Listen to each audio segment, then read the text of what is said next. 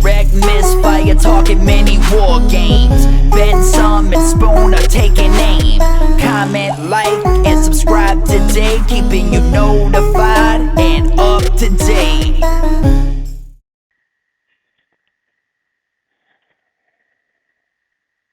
Hello champs, and welcome once again to another Direct Misfire Missive. Joining me today as always is Spoon, as well as a new member, as we discuss the recent International Campaign Day. We'll also be joined by TOs of the Clash of Kings Australia 2017, Mat and Taz, and we'll chat all things CoK. So grab a drink, pull up a seat, get comfy, and let's get into it. How you going, Spoon? Yeah, not too bad. That's good. Back after our weekend in Canberra. All recovered? Sort of. Still a bit tired, but Sort of. it was amazing. It was amazing. And let's introduce our new member who's been on once before, Mr. Sellick. Hey guys, hey Spoony and Bensome. How's it going? Good, good. Very well, thank you. What Now, you've been on once before. I have. If you just wanted to remind the listeners why you're so important, why I've decided to bring you on. Well, we've only got the podcast here, so I'm going to have to summarise it. But obviously, a big background of gaming. I've had, I think I started in early high school, started with Gorka, then went into a little bit of 40k, and then fantasy. So I think that was 5th edition back then. Been following it all the way through. Obviously, I couldn't get rid of my toys. Ended up meeting Spoony at university, or would have been early 2004 or so, around there. And Yep. he got me back in, actually. So I remember the day very, very well. I brought a box full of skeletons that were all broken, and he took me off the table with his wood elves, I think, at that stage. I don't think anyone ever has described skeletons as broken before. Yes, well, they were broken in a box. Then I dropped the box on the way home. So after that, it got me back into it. And to be honest, I've kept with fantasy and now Kings of War ever since, struggling away. Good choice. And so Mat and Taz aren't lurking in the background. Mat and Taz we've also got on the line at the moment. Hello. Hello, Good evening. All right. Sure, one. How about we get into our first topic of discussion? So a little while back was the International Campaign Day, 24 hours of Kings of War for the Australia, New Zealand region, Europe and US. Now, Sellick, you were the only one who weren't in attendance for the campaign day, is that right? Yeah, Unless you were that's... playing somewhere else? No, that's it. I was off playing cricket, I think, that day. Alright. That's a shame. Next one. Yes. What did everyone think of the campaign day? I thought it was pretty interesting. Probably one of the scenarios that we played in the Australian time zone was very difficult. I think it was the last one of the day, the 1500 point one, where someone had the Godstone token right at the back center, and you had and you scored points based on how close you were to it. If you were the attacking player, that was very hard. To move some terrain Yeah, as well. yeah. That would have been a big...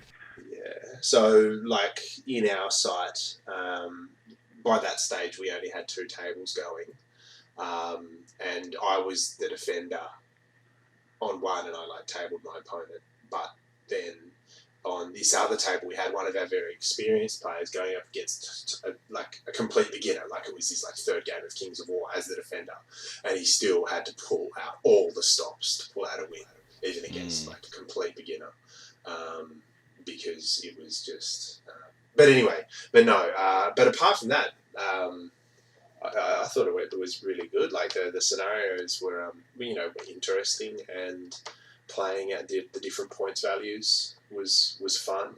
But I liked it best because I won all 5 games that I played, which really is a lot more significant than anything you would do at CanCon. I think doing a total sweep of the International Campaign Day is very prestigious. What were you playing? I was playing my Trident Realms. Okay. Yeah. And you know, the evil side won the campaign. Yeah, I was evil that day. Oh, Tried to run okay, to right. neutral, so I was. But it was his evil. It was his first briefcase's success.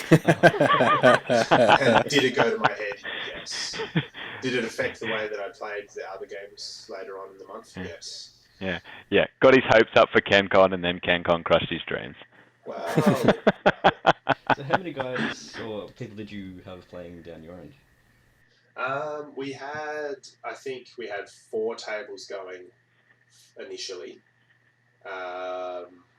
Was that when Yeah, you I were was there, only Matt? there for the first couple. I'm Yeah, pretty sure it was 4 or 5. Yeah, there was 4 tables going for the first thing, and then guys sort of dropped out sort of as the day went on. For the first round, I played 2 games because we had an odd number of people. But I didn't want anyone to miss out, so I just went back to back. Because like the guy who I played first, he had like an all melee army. Like his whole army for 1,000 points was like some regiments of forest shamblers and a unicorn, and and then a free unicorn as his hero. Yeah. And whereas I ran like a lot of like ensnarers and stuff like that, which chew up things like forest shamblers pretty well. The heroes were cool, I thought. Yeah, the heroes were a lot of fun. I didn't see any particularly broken ones. There were no like Afrits with the boots of the league 7 league boots or whatever. There was in Melbourne. Was it? Oh, someone ran that broken Afrit thing, did they? Of course they did. I'd hate to see what they get up to in Queensland if they did it. Yeah, that'd be interesting, wouldn't it? Yeah, like looking at what they bring to CanCon. Imagine what they could do to something that really let you play with the rules. But overall, I thought it was pretty good. Like we had a couple of new players or new to the scene that really enjoyed the more relaxed format as opposed to the fairly serious pressure of a tournament. Yeah, we had 2 new guys completely just turn up on the day that don't normally come to our Thursday nights they just heard about it somehow. Yeah, I think that's a really good point, Bensome. Yeah, it pulled two out for us, one of who ended up being the buy-buster for CanCon. So, it seemed to draw a couple of new people in, which was good. I'm looking forward to the next one. I really like that flow-on effect of the whoever wins gets a bonus and whatnot. I remember because we had 5 at our area, so Spoon and I kind of filled the gap so the other guys could have some games and Spoon could take some photos. And even just on the 3rd game, I was playing as the you were playing evil, playing evil, and they had the they didn't get the bonuses for the previous round, so playing under a bit more pressure there was a bit of a challenge and something that you're not used to, and changes the format a little bit, and I thought that was pretty good for me. I really liked that the lead swapped between good and evil throughout the Australian time zone, because I think last time one side led it sort of like the entire way. But I liked that the advantages were big enough to be an advantage, but not so big that it decided the match before it began.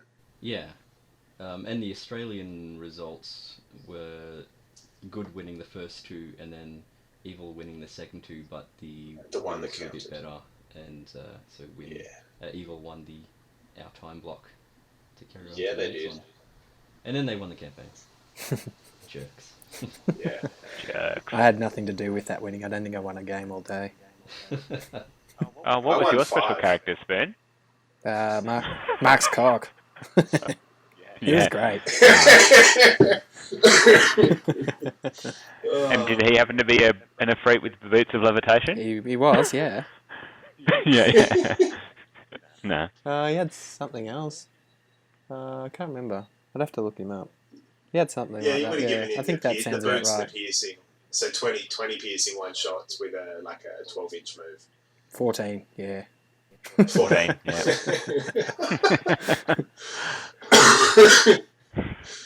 So turn 1, you're off melting some food. Yeah, we did have a 24-hour session as well, didn't we, with Andrew Goodman, was it?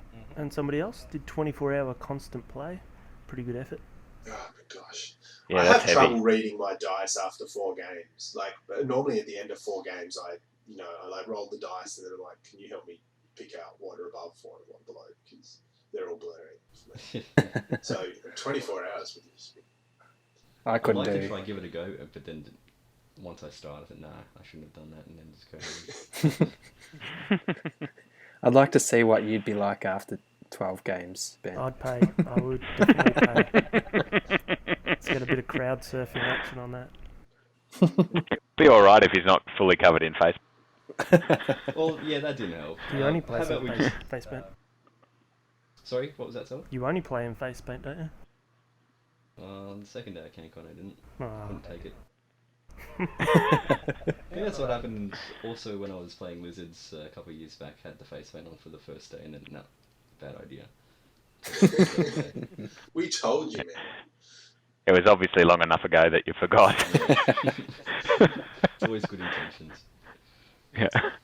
I was planning on having a break between now and CanCon discussion, but I think we'll just jump straight into it. Because the campaign discussion wasn't all that long. So, all right, how about we go to CanCon? Well, hang on, with the campaign thing, just before we wrap up, what do you think you do differently like next year and things like when they do it again? Because we know Mantic's got the summer campaign thing coming up in our winter, of course, and the international campaign day guys are going to be involved in that. So I don't know, what do you think they should do differently or consider to do differently? The only thing I could think that would need changing is perhaps just a little more balancing with a couple of the scenarios. Overall, they were pretty good, but sometimes it was a bit too swayed for one side. Yeah, I think some of them hadn't been play tested, and it sort of really showed. That's okay for scenario play and campaign play. I don't really mind that, as long as it's not overly one-sided. I played two games, one where the characters met in the middle. I can't remember what that was called. And the last... Peace Talks. Yeah, that one. And the one where I had to get to the back. You were just talking about it before, Tassie. Yeah, the Godstone thing at the back. The one with the characters in the middle, I struggled a bit because the opposition or opposing player had a character on a... what's the orc flying thing? Wyvern? Or is it something else? Slasher, that's what it is, yeah. So he was behind my back lines after turn 1, pretty much. And unable to be attacked. In the last game, I had like a brick wall of terrain to get through before I'd even... And Ratkin. Yeah, before I'd even gotten anywhere. Yeah, that one. So I struggled a bit. It was still fun. I agree. Like in campaign, it's fine. I mean, apparently there was a lot of whinging online about a couple of scenarios, but these guys just they put in a lot of effort to make them up, and they definitely weren't play tested. So many different ones. Yeah, I thought it was still still fun. It was very different to what we usually play as well. Yeah. If it's going to get a few new faces in as well, I think that's always a positive. It's a bonus, yeah. Yeah, absolutely. All right. So yes, sorry to derail, but I'm really interested to see what they try and do for this global Mantic summer campaign thing. That'll be interesting. Dates will also be interesting because last year the campaign was run on the weekend of Convic. Yeah, what's that, early July? So yeah, it's probably going to be about the same, I would reckon. Hopefully it doesn't clash, otherwise got to pick one or the other. Which would be a shame. All right. Ready to move on? Okay, let's move on. All right. CanCon. It just happened, like, a few days ago. What is it? Yeah, it did. Was CanCon itself is a big convention in Canberra. Lots of tabletop games and card games and selling of stuff and buying of things. But Clash of Kings Australia, the first one for Australia, took place. And what is Clash of Kings Australia? It was 7 games over 2 days. Yep, at 2,000 points. 2,000 points and a few scenarios. Yep. Preset. Yeah, using the traditional Clash of Kings pack. So the amendments that came in, and then 7 games. So compared to the UK, we did have Kill and Pillage, where they were only 6 games, and so didn't have Kill and Pillage. So we used the new scenarios. The only scenario missing was straight kill. Yep. Right. And I think that was a good idea there. I think the 7 worked, and taking straight kill out of it was good. Yeah, I think there's fairly good consensus that the objective games are good, but I think Kill and Pillage is still quite good for the 7 games. It'll obviously be different next year with the introduction of the new tournament book, but I think it worked well for this tournament. Yep. All right. Yeah, I'm really looking forward to some of the new scenarios, but we might talk about that later. But yeah. Yep. Okay, so most of us played. It was just you, Matt, that was busy running the whole thing. Woe was me. Woe was you. What did everybody take to the event? Sellick. Yeah, I'll kick this one off. So I took Kingdoms of Men. I think I'd played it 2 times before this one, so I was pretty raw, I guess. Expert. Yeah, I was expert, as my results we'll get to later. But in summary, Foot Guard, I took a troop of those, took a horde of Foot Guard as well, a regiment of Berserkers, a horde of Bowmen, some Knights, mounted Scouts with pistols, cannon, general on a peg, a general on a horsey, a wizard, beast of war, and the captain for a little bit of deployment scenarios. Obviously a few scattered items in there as well. And what about you, Spoon? I took my Forces of the Abyss. You were kind of backflipping with your list. You weren't sure what you were going to do, if you were going to take your convict list or not. Yeah, because Trying to squeeze in more filth. I was trying, but I couldn't fit any more filth in. I was trying to run a list that would fit the new Clash of Kings pack, but I tested it out, and my poor Archfiend at Defense 5 just got taken off at turn 2, so that went down the toilet very quickly. Right. So I ended up taking something that I'd never played before. So this Always is what a good choice. Yeah, going cold. So I took a Gargoyle troop, a horde of fleshlings, and I took the crushing strength option, which took them down to defense 3. Moloch's horde with elite, Succubi regiment, Abyssal Horseman regiment with Caterpillar potion, Tortured Souls horde with haste, which was nifty. That caught a few people out. Acronius, the BSB with healing charm. I took a winged temptress. She was also pretty good. Ifrit with piercing, and the Lord of Lies. How different was that to a list that you had written before? Quite a bit different. Yeah. Okay. There's a couple of some of the item units are in there, but like I didn't take the Molochs, the fleshlings. I don't usually take gargoyles because they get shot up before they get anywhere. And I don't usually take Succubi either, or Acronius. So over half the army, I reckon, is new. Pretty good. And Fish People, Taz, what did you do? Yeah, I took the Trident Realms. I had a horde of Naiad Ensnarers with the Crystal Pendant of Retribution.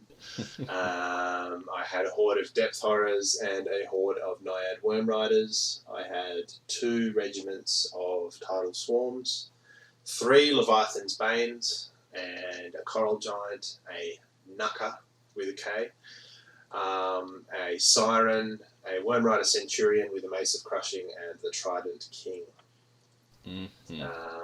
Yeah, that was fun, but I've already rewritten my list. some units going in the bin. Spoiler alert.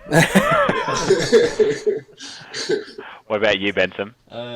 Okay, so just going over again. Abyss of Friends was the title I've given it because it was Abyssal Dwarves with Abyss allies because they're friends.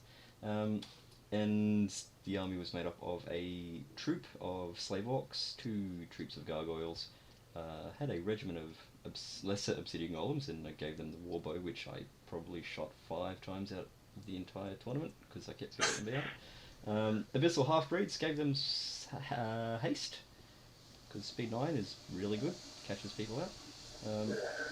Abyssal grotesques gave them the Pathfinder option, which worked out well. And then I also came down to the heroes here, the half-breed champion with the Quicksilver Rapier because I like that setup, the Ironcaster Surge and Inspiring, Basusu the Annoying, a Greater Obsidian Golem, and then the allies was just a regiment of Flamebearers for the unlock of the Archfiend of the Abyss, and that was his Fly and Lightning 5. See, and I didn't have any problems it being Defense 5, so I don't know what you're on about soon. But that was my army. So you had one Abyssal Dwarf in your army? Yes, he was commanding everything.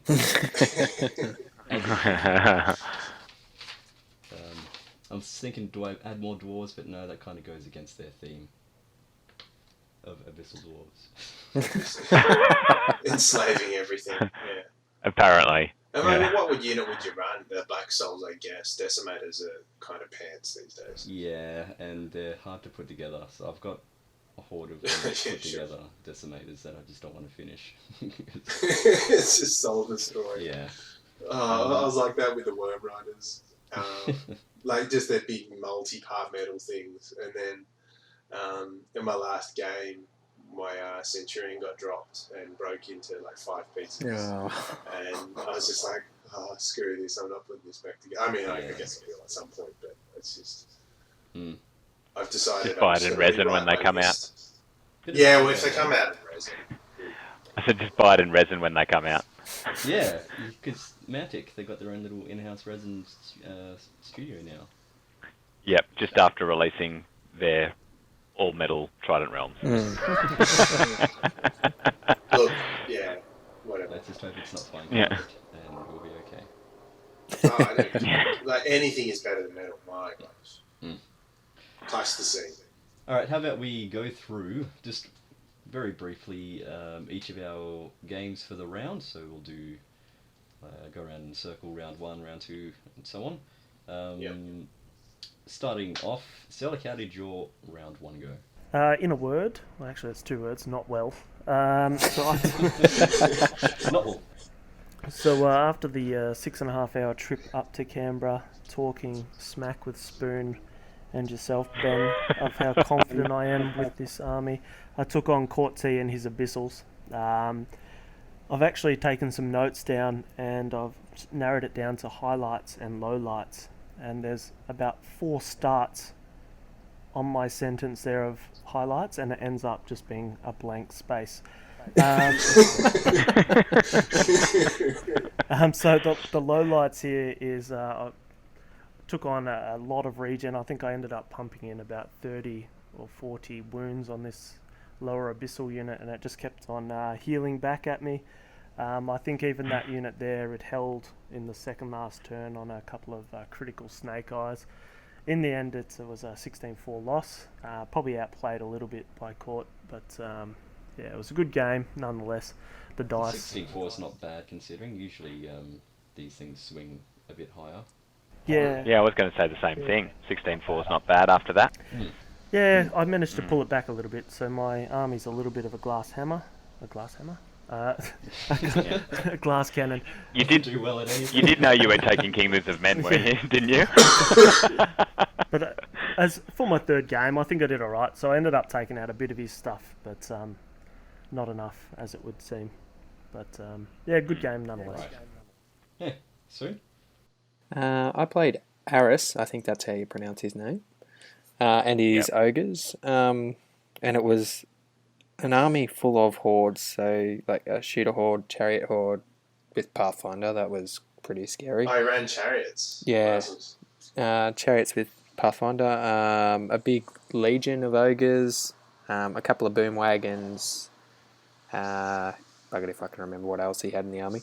But this one went really well for me. It was quite a short game. Only went to turn 4, I think, bottom of 4, and he conceded.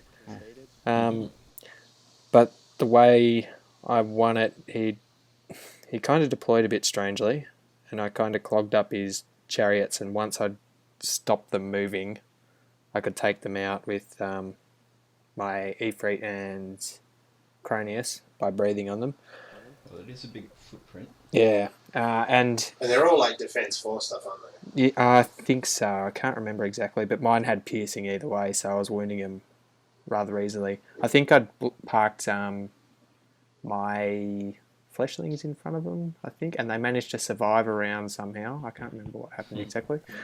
But he'd also deployed his boom wagons rather strangely. He was very lucky when I blew them up with the Lord of Lies lightning that he only rolled an inch for both of the wagons. So I don't know. After I'd clogged him up and I'd sort of stopped his shooters from shooting with the winged Temptress for 2 or 3 turns, it was pretty much all over. Right. Ended up being And result? 20-0 Okay. because he conceded. Okay. Yeah, Alright. probably shouldn't have. He probably could have got some points out of that, I think. Well, you just demoralised him so much that he just gave up, so good job. Yeah, I'm pretty sure those chariots were his latest hobby project too, so nice one, Spoon. Yeah. Yeah. Really great Killer to of think about hobbies. The Yeah. sport and the hobby. Yeah. Might be called Spoon, but he dug both knives in. That's good. That's good. Did you come up with that yourself? It's been saying Yeah. that for a while. Yeah, It's all me. I've got a list of them right here. You're not going to fork get them. oh dear. Yeah, here we go. Alright, Taz. All right. Okay, so my first game was against Ken from Queensland with his Varangur army. He had like 4 hordes of mounted sons. Which was a grudge. Yeah, well, yeah, he It- grudged me. So apparently he's played Yeah. like every other TO in the country, and he wanted me to complete his collection. So yeah, he had 4 regiments of mounted sons, all with like some magic items on them. He had a king on a chimera. He had 2 mages with like, the fabulous, like all the elite for their spells and piercing and that sort of stuff. And Herya Mounted. and it was like we'd swapped lists well in advance, and we knew what scenario we're doing, and I even managed to figure out what table I was going to be on. And so I went over this in my head. Like Stan said, I cut out paper templates and had them sitting on my desk for weeks, like sort of mathing this thing out to many looks from the people at work and stuff. And it still did not go well. I got 2 tournament points out of it. Like the game was in the balance for a little while, but I just had no answer to Herya. The defense 6 thing really. Yeah, it can be a pain. Yeah, well, she was just able to jam up and isolate my hammers that needed to sort of get flanks in, and she was able to just block them up, and there's nothing I could do to stop her blocking them up. Because you just fly and plop themselves down in front of her, and I couldn't take her out in one turn. And yeah, so I think she needs to drop a point in defense, because defense 6, fly, and flying flying, resolve, life lead. high nerve, I don't think we're likely to see defense 6 on flying individuals remaining for much longer. Yeah. Sorry, what was that? I missed. I said I don't think we're likely to see defense 6 on flying individuals for much longer. No. I think that's going to be changed. Yeah. Yeah. I don't know. The red on your models wasn't as red as your bum after that spanking you got. Look, it was in the balance, and this is probably the thing with the scoring system. Like it ended up being, like a real sort of tabling, but it was close there for a while. So he had like a lot of his units had a ton of wounds on them. I just wasn't able to finish them off. And the thing with my army is that once you take out like 1 or 2 of the hammer units, I've got nothing. Like my ensnare is no piercing. So anyway, but no, it was a fun game. But yeah, no, we got it all over very quickly. Okay. What about you? How'd you go in our first game, Ben? Well, it was an Abyssal off. I was versing Christian, who ended up taking, what is it? Best and Fairest? Best Sports. And Yes, yep. I don't think he was too experienced with, because he plays his family fairly regularly, and I think me having played Abyssal Dwarfs for maybe a bit longer and a few different people know a bit more, or have the reflexes a bit more. So there's a few things that he could have done that probably wouldn't have been so bad for him, because it was 20-0 win for me. I was just had taken everything off by turn 4 or 5. He had a lot of Abyssal Dwarfs. Yeah, he had a ton of dwarves, and the basing on those units was really cool. It was a true Abyssal Dwarf army. Yeah. So I think the moral victory belonged to him. But I was able to show him a couple of tricks that hopefully he could employ in his later games, and hopefully he enjoyed it as much as I did. It was a good game. Nice little warm-up for me as well, and perhaps it boosted my confidence a bit too much, because the second game didn't go as well, which we will get into right now. Sellick, dominate, round 2. Yes, I played Mark Ward in this one, so I think a few other you guys played him as well. So his army there was 2 giant hordes of Sea Guard, 2 hordes of Drakon Riders, 2 Dragon Breaths, 2 Elven Mages just for the Bane chance, just following up everyone else, and 2 Flying Dragon Lords, one with regen and one with the 6-up save. This one here... Mark's least building philosophy is if something's good enough to bring once, it's good enough to bring twice. I think that was... I got a theme. It was very well themed. No, basically this one here came down to trying to get into the centre there. And he took a bit of a gamble and charged his Drakon Riders straight into my big horde of Foot Guard and my Knights. He got a little bit lucky with the Knights and he just took them off in one turn. I was hoping to just get a little bit more of a counter attack there, but it just didn't pay off for me, and it really paid off for him. Big kudos for him. He put everything on the line there and it just crippled my unit, while I still cleaned up all of the flyers, the Drakon Riders.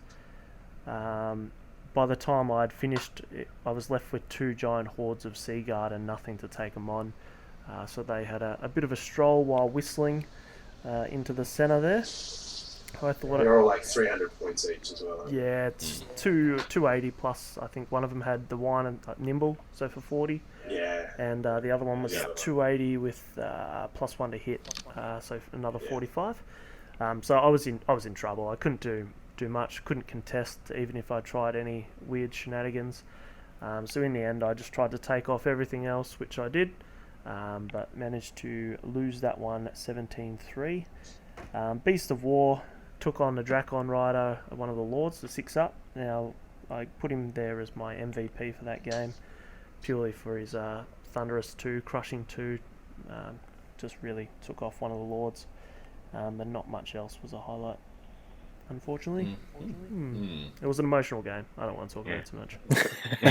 It can be a really tough list to play against that. If you haven't got the tools to take it on, you can just get dominated. Mark's local here, and it really swings one way or the other quite often. Yeah, I've played that list with my Trident Realms probably 6-7 times, and I've beaten him once. Yeah. Now, I don't know if that's list or player. Bit of column A, bit of column B. Zing! Well, I think it's got to be a little bit of player. I think what he did is he just slowly moved the Sea Guard forward from the back line towards the objective, and he just balls to the wall with his Drakon Riders to just cripple me, so I just couldn't beat him even if he got there. I don't think a really cautious player would have done that well. By the time I got into the trees where the token was, all of a sudden he wouldn't have been as effective on a charge. So Mark's a good player. Definitely. Yeah. So I think the way that he played, he put everything on the line really early, and we talked about it after the game because we probably had an hour after he smashed me. But once again, I didn't have the tools, and I think he just played well. Probably outplayed me there with his range, I think 4 flies. Well, it's rough because the Sea Guard hordes represent a problem because so much of your armor-piercing stuff is involved in Thunderous Charge. Yep. And it just strips that away, and so then all you've got is your Beast of War, really. Yeah, that's it. And that's already had its hands full with its, I presume, Draken Lords or holding a flank or something. Yeah, that's it. So then you're just like, well, now what do I do? And that's pretty much what I did. Is now what do I do? I was Yeah. trying to ask him for advice, but it wasn't working. I'll have you know, Bensome, that Taz owns the icon on the Kings of War rankings for Trident Realms. Hey, good Oh yeah, job. I'm the Yeah, best in after the country. coming last in one tournament he's played with them before CanCon. Are you the only one, Taz? Yeah, he's the only one. Yeah, after Fuad, a Sydney player, he played like 30 games with them and then he sold them. Because, as his words, he doesn't think they have the capacity to be a competitive army or something. Yeah. So here's a shout out. Someone please take the icon off Taz. You'll take it from my cold, clammy hands. My turn, is it? Yeah. Going to game 2. Yeah. This will be quick. Yeah, this will be very quick. This would be my highlight and low light of my gaming career. I have never made top table, and I made top table in round 2. Party time. Yeah. And then it got to the low light. God, I got spanked in this game. I played Matt Curtis, who ended up coming 3rd, I think. He was second, wasn't it? I No, don't know, 3rd. second, third. No, Second or third. third. And he was running Abyssals. It was a very, very tough list. 2 Archfiends, one with Defense 6, both with Wings and Lightning. What else do you have? Well of Souls. 2 hordes of Tortured Souls. I can't remember what they had, if they had anything, and 2 hordes of Lower Abyssals, I think, and that would be close to his whole army. Made a few stupid I can bring it up if you like. doesn't really matter. I'm just going to end this one really quickly. There wasn't really many highlights. He took me off the board, and it ended as a 19-1 loss to me. So my shining moment disappeared very quickly. I think the game was over by about turn 3. You flew too close to the sun. Yeah. I did. You had ideas above your station, young man. Yeah, okay. And Taz, what about you? Well, yeah, I played a guy from down your way, I think, Mark Audley. He had a Brotherhood army, come up from Melbourne. We were playing on the Cock and Bowls map. And because the Dominate was just there, and so I was able to deploy, and like most of my stuff's got Pathfinder, and I was able to deploy in such a way that I would be able to sort of swing across the middle through the forests, like through the balls. And like he had all of his like knights, and he only had one with Pathfinder, and so he was sort of in real. I don't know. I match up very well with Brotherhood, I found, because they always tend to run that big horde, but the Siren can strip Thunderous Charge off them, and then they can really struggle with Ensnare. To get through my stuff in time, so that ended up being a 19-1 win for me. He managed to get a Devoted to hide behind a rock in the corner, but yeah. And I just realised that was 37% of your points for the whole tournament in that game. Yeah, but at the time I wasn't to know it, and I was thinking this is pretty good. I was reasonably competitive against Ken, and I just had this guy, so I thought, I can do this. I was on a high. Oh man, reality bites sometimes. Life comes in fast sometimes, Matt.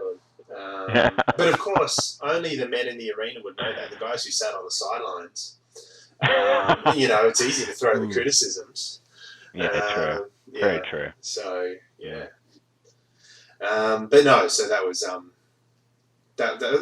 mean, I enjoyed that game. I did feel a bit bad for Mark because just nothing was working for him. He had his was the Order of the Abyssal Hunters or something like that. They the anti-monster ones. He got them into my Coral Giant, and he just wasn't able to get anywhere. Mainly because I sat my Coral Giant on an obstacle, and so he was doing hindered and ensnared charges.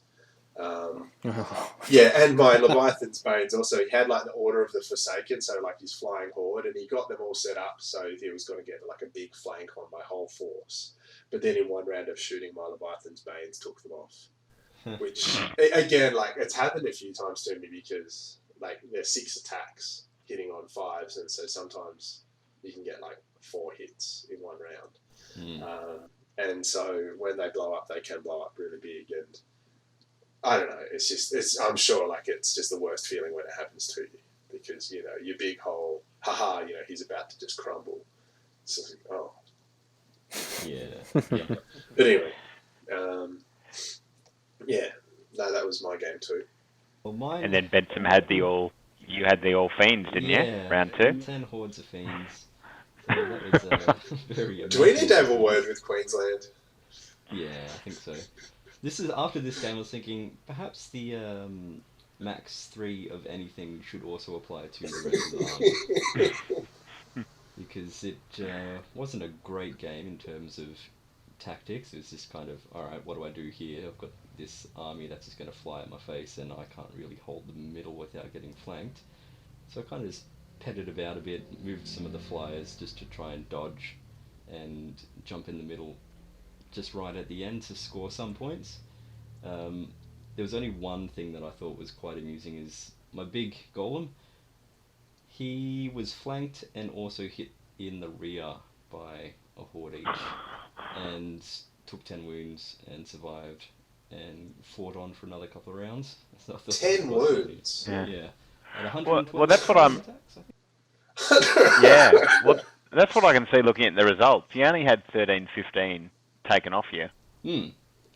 So yeah. A lot of the all the flyers and the individuals I just tried to run around so we can't get those points, and there's a bit of points there with the Archfiend and Bassy Baby.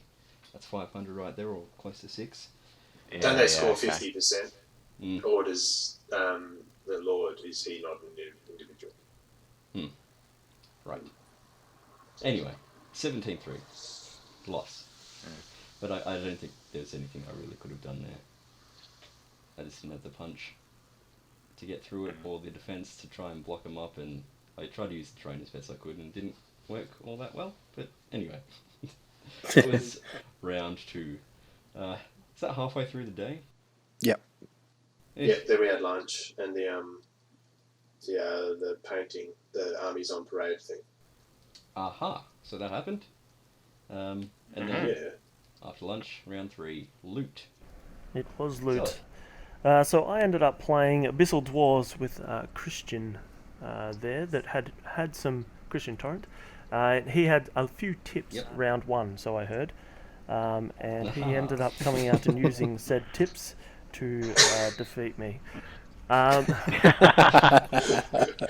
awesome. No, it's not, I assure you. No, it was probably the best game I had. I think he ended up getting my vote for sports. But just a really good guy. Ended up talking to him, and I think it was his wife there for quite some time. But at the end of the day, it all came down to his lesser obsidian golems, his heavy golem, greater obsidian golem. I just couldn't take him out. I didn't have the tools there to take out such the 6-ups saves.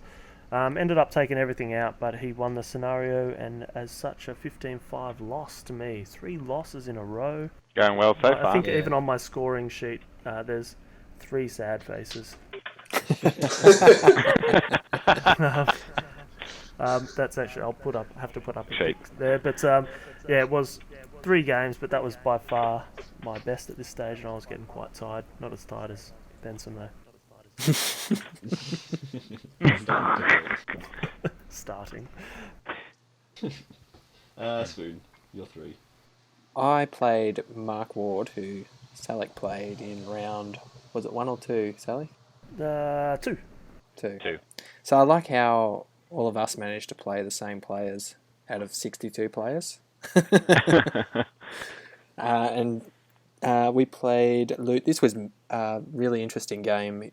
Like the game he played against Sellick, he was using he kind of used his Seaguard up the back defensively for a while, and then sacrificed his Drakon hordes and his Drakon, I think they're Drakon characters, to try and slow me down so I couldn't get on the markers. He sort of had me at one point, and then it flipped when I think he rolled a double 1 for my Cronius. I'm pretty sure he rolled a double 1 for my Cronius, and then I burnt one of his Drakon hordes off a board, which kind of swung things a little bit. And it come down to the last. I think he had his Sea Guard left. I didn't have a lot left on the board. I think I had 1, maybe 2 scoring units left. And I can only blame myself for this draw because I thought I was playing pillage instead of loot, and I put my stupid Lord of Lies within 3 inches of a token, and I realised it was loot. Ugh. So this one came out 11-9 draw. So That's a very read the mission. yeah, or just yeah. So feedback from Spoon for next year is provide options for the illiterate. I think this happened a couple of times. I just suck. I thought his list was rather interesting. He had 2 wizards that he was continuously bane chanting one of his breath weapon war machines and one of his Sea Guard units. And he was just taking stuff off so quickly. I couldn't do anything about it. Like 25 attacks hitting on 4s with like piercing 1 or 2. Yeah, it was crazy. I mean, I've got a couple of flyers, but I can only hold up 1 unit at a time. So it's interesting. You don't see them often, but they're so good. The breath weapon machines from the elves. 15 shots at piercing 1. It doesn't tickle. With elite. Yeah, with elite. Yeah, it's massive. But that one was a draw. 11-9. Very good game. Enjoyed it. Well, I played. My game 3 was against Terry Chapman from Queensland with his Brock army. Yeah, so he had 6 troops. So everything was Berserker Brock Riders. So 6 troops, 6 troops of them, 3 regiments, and 3 Berserker Brock, like Lord guys. This was going to be an interesting one. So because it's loot, and he had the faster army, like he had the advantage in that he could get to the loot tokens quicker. My guys do all right because in snare, because they normally hit on 4s, and then that goes to, that if it's in difficult terrain, it goes to 5s, and then within snare it goes to 6s. So I thought that's all right. But then they have like really high attacks, and they have the high nerve though, which it just takes me a while to get through them. So I thought it was interesting. But the main thing it came down to was just a big mistake by me. I had my Siren sort of in my backfield, not really doing anything because he didn't have any flyers to disorder. He didn't have any shooters to disorder. So she was just hanging around looking pretty. And I positioned her poorly so that he was able to charge her with one of his troops. And if I'd faced her properly, she would, because ensnare only works from the front arc, and then he would have been ensnared and he might not have got through it, but he did because he hit her in the flank. And then he overran into the flank of my Trident King and took that out also. And that was the game. After that, it was very hard for me to go on with the troops in my backfield. So that was kind sort of could have stopped the Thunderous Charge on a unit. Yeah, but then my stuff that he's hitting is like defense 3, so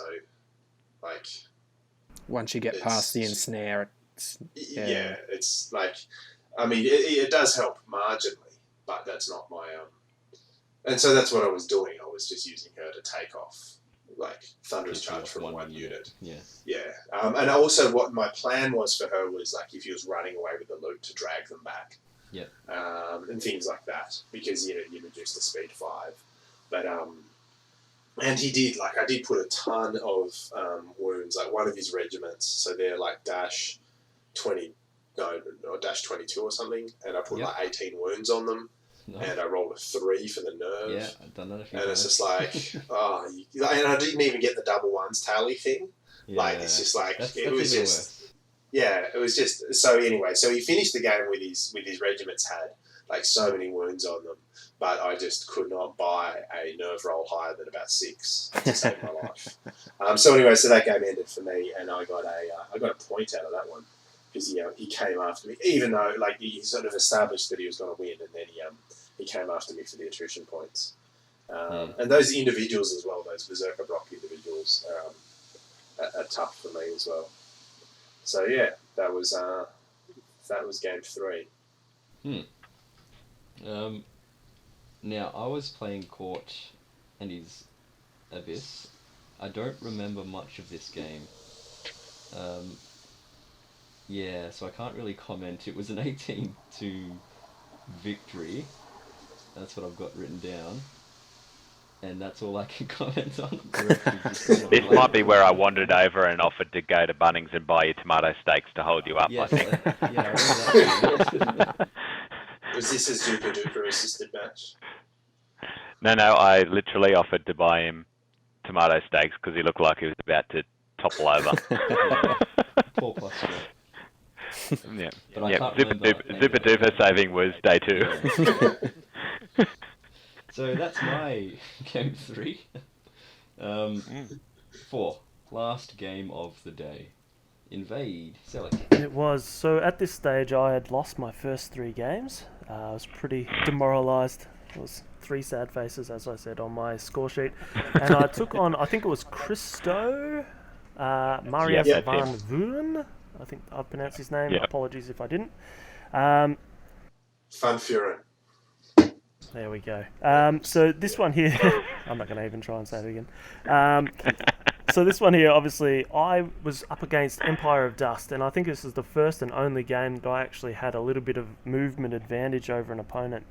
So I ended up trying to get over. It was obviously Invade, so trying to get over to the other side of the board pretty quick. Managed to get over there, and not only get over there, but position myself pretty well. The highlights there was a troop of my foot guard holding up. They had a rear charge from some mummies, a flank charge from some mummies, and he snake eyes. And at that point, that stings so bad. There was a twinkle in his eye, and I realised that he had died for the game.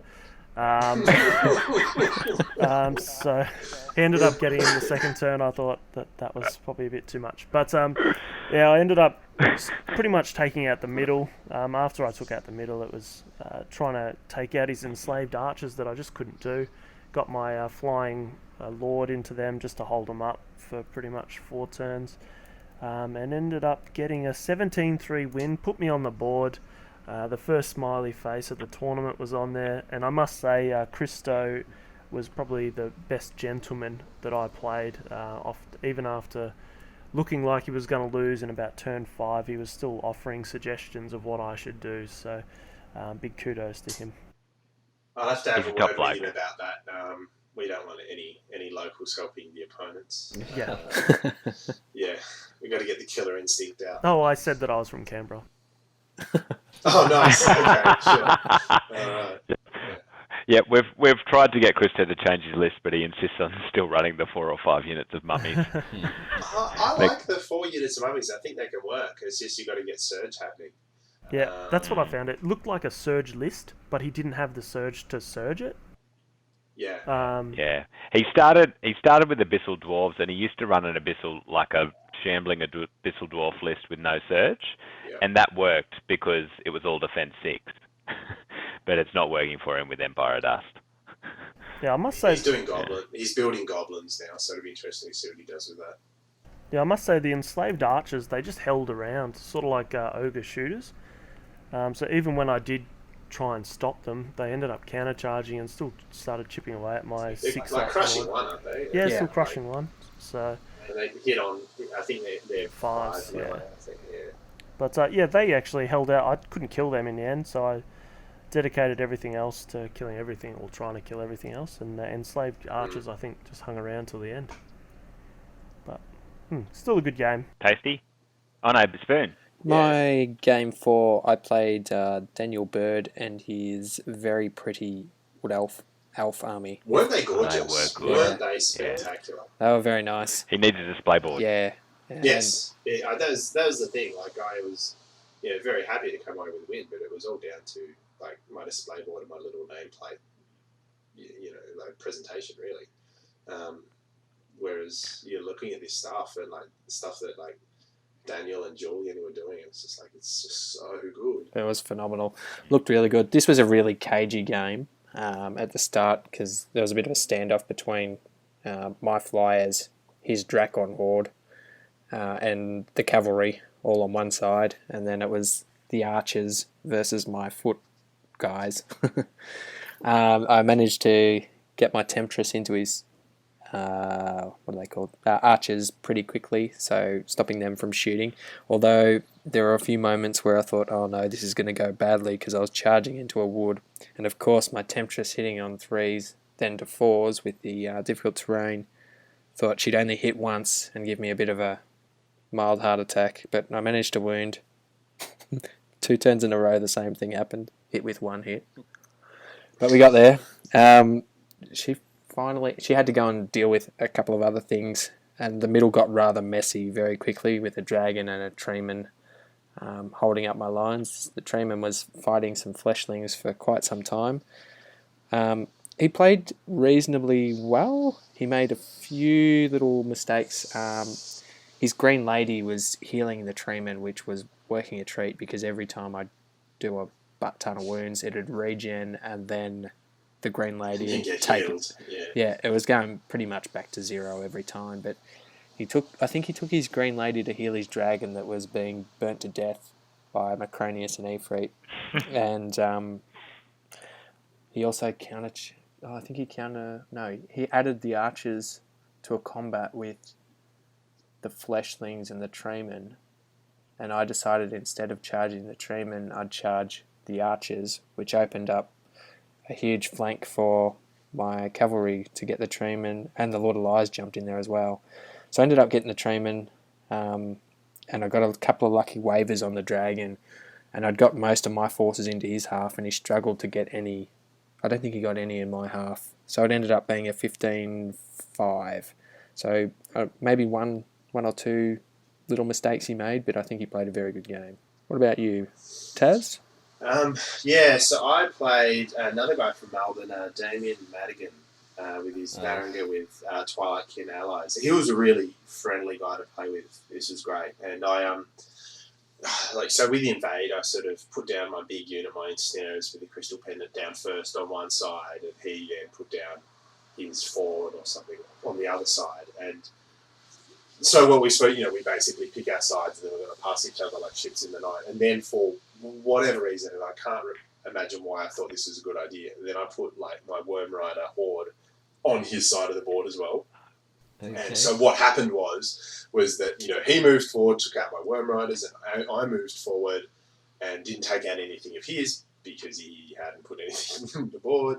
And, I mean, he had his he had a horde of crossbows sort of sitting on the back, and I took them out. But he was sort of in a winning position, and I had to come at him, and he took out, I had my war machines along the back row, and Herya was cleaning them up, and it was just my deployment. I lost the game at deployment, and I don't know what I was thinking. But yeah, so that was a fun game. But I very much had game 4-itis, doing just stuff like forgetting to test nerve after shooting rounds and stuff like that. And yeah, it was. So that was a loss. It ended up being a 16-4. That's not too bad. Yeah, it wasn't too bad. We did a lot of sort of shenanigans with because he's fallen with nimble. Like, I was really trying to catch them out, and he was being very sort of conservative with them. And my depth horrors managed to charge into his bow, horde of crossbows, and so they've got 18 attacks, hitting on 3s, crushing 1. And it took them 4 rounds of combat to take out this horde of crossbows. They really just took the day off. But yeah, anyway. But no, it was a very sort of very fun opponent. But no, that was definitely one that I just really played poorly at. It's a shame. Oh yeah. But hopefully you learned something from it. At the end of the game, Kings of War was the winner. My last game of the day. This was really good because the light at the end of the tunnel had approached, and I was playing... Plus, you were almost dead. Yes, that's right.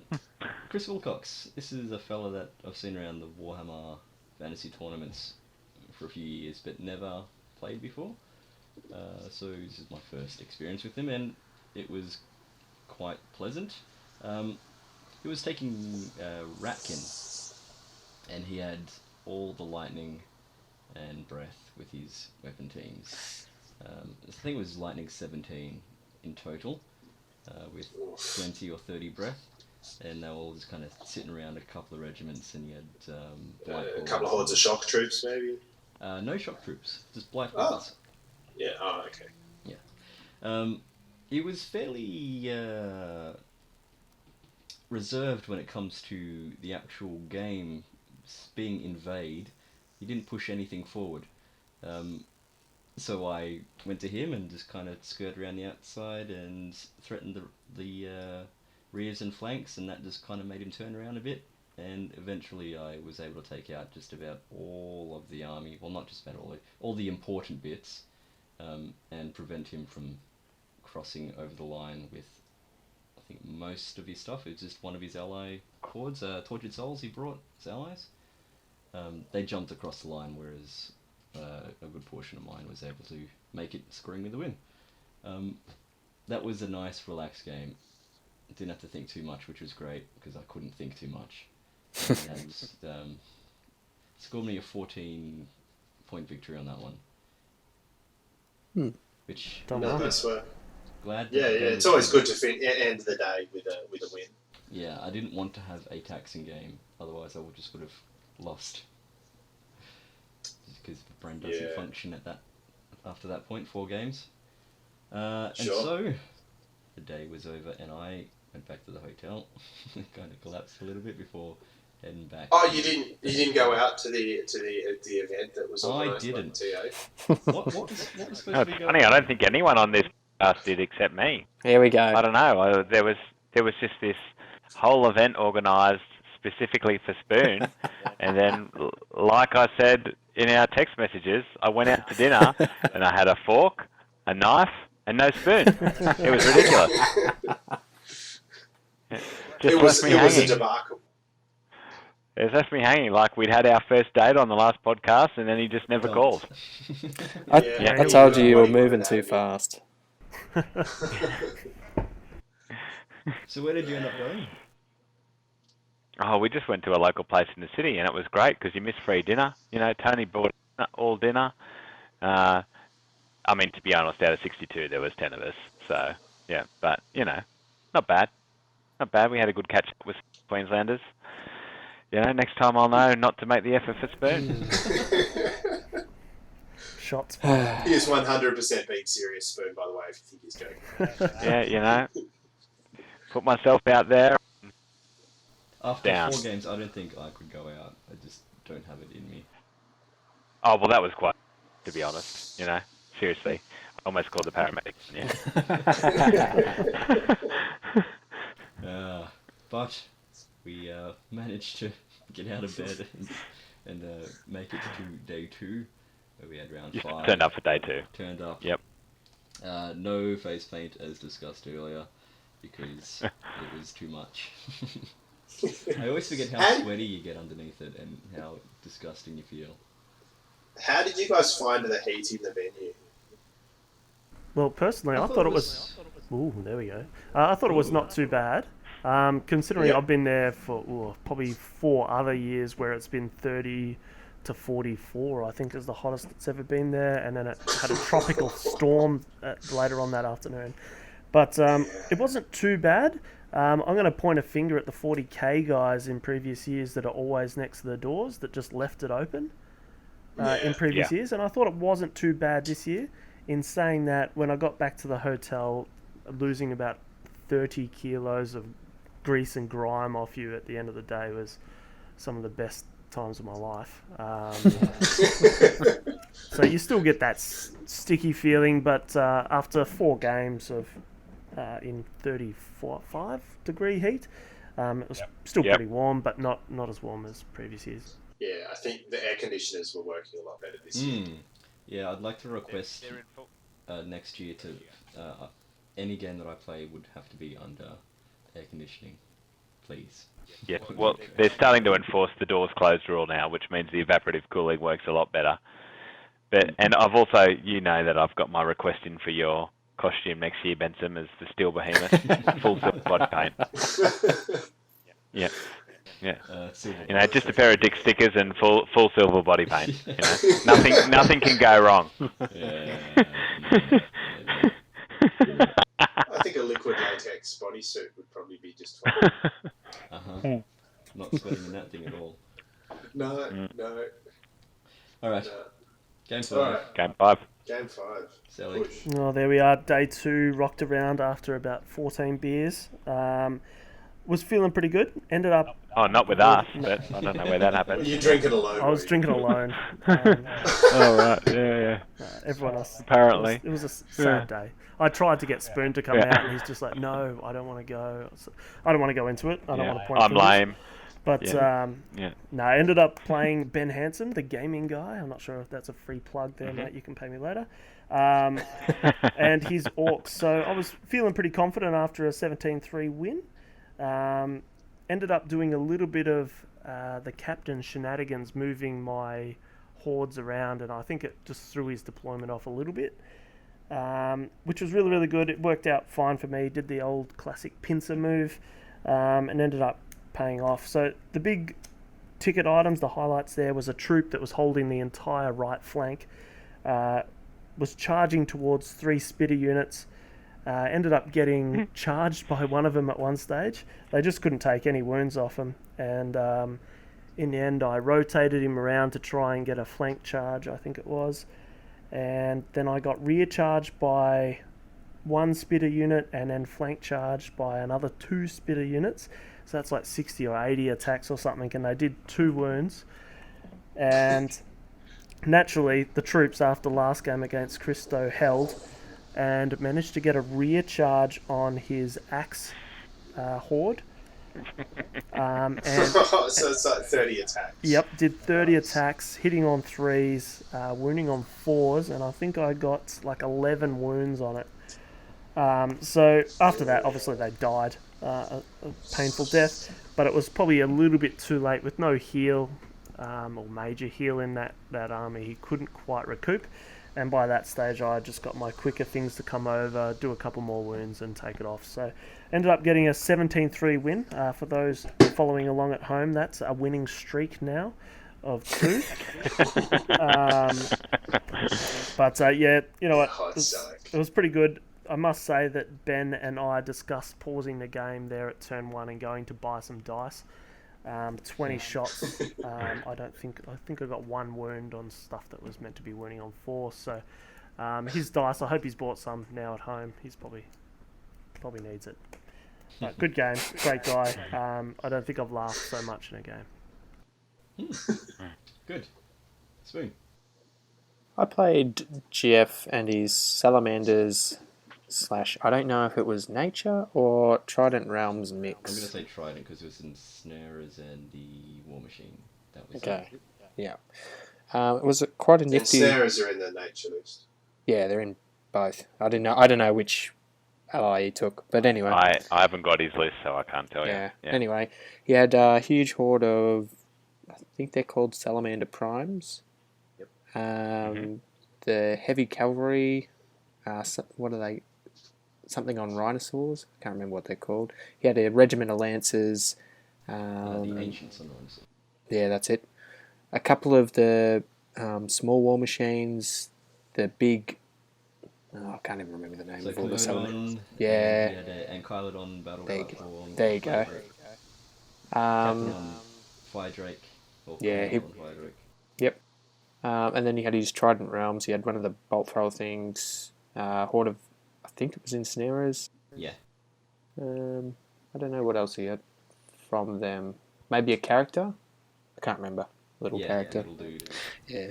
Anyway, this one was quite an interesting game. Pretty much come down to the roll for turn 7.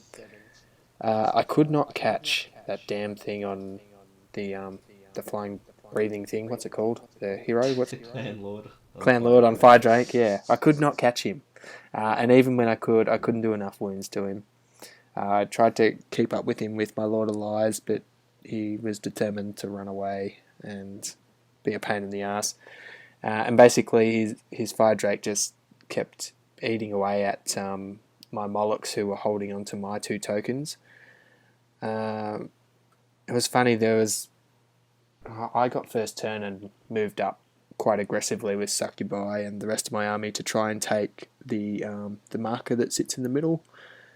His first turn, he moved his Salamander Primes down the board, thinking he was going to get past me really easily, and he didn't. This my second turn. I charged my Succubi into the flank of his Salamander Prime horde, which made for a nice little mess on the right-hand side of the board.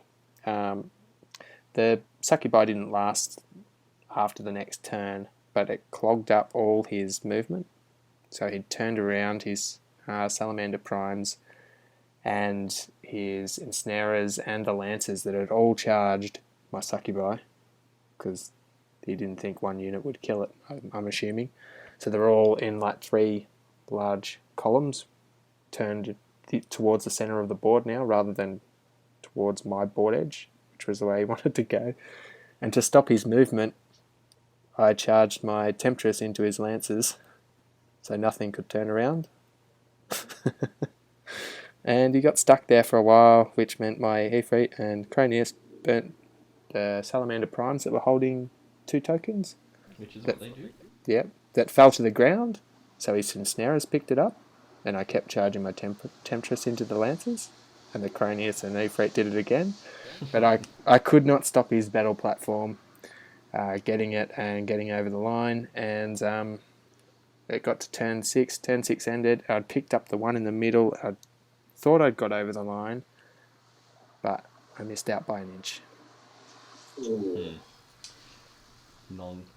So I think he got double points for his, and I got 3. So he won by a token, and yeah, that was a 13-7 loss. It was a good game though. Really cool looking army too. Yeah. A lot of conversion in it. Yeah. That's some nifty looking bases. Yeah. Alright, Taz. Alright, so I played a Canberra local called Damien Coburn.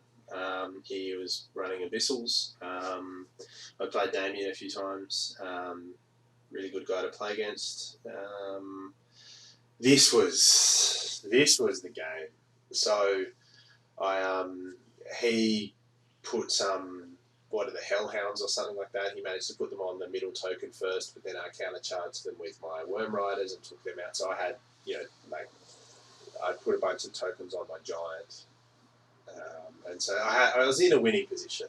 And so my Giant and my Horde of Ensnarers sort of were moving off on one flank, and he had his tokens in a regiment of Succubi moving down the other flank, and I had the one in the middle, and I sort of chucked it out the back of my Worm Riders and sent my Worm Riders off to charge off into his other main body. It was a sacrificial move, but their whole thing was to slow him down, and so then my Death Horrors picked up the tokens, and then someone else, so they were going to hand it off to someone else, I think my Trident King or something. And that was all going sort of well and fine. And he had a horde of Abyssals that was attacking my horde of Ensnarers. But things started to get hairy, so I dropped the Giant dropped the tokens, and he ran off into battle, and my Ensnarers picked up the tokens.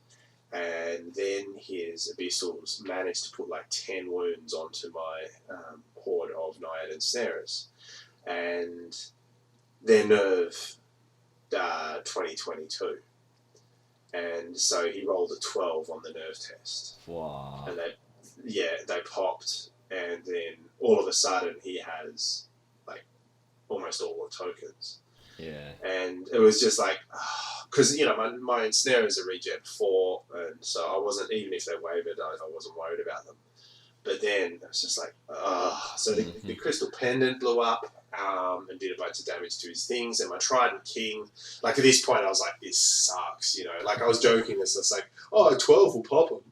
And then he rolls a 12, and so yeah. And because I was, I go into it, I had a rough day 1, so day 2 was going to be my day, and it was fine, and I've, Damien's never beaten me before. I've played him a bunch of times. This is going to be great.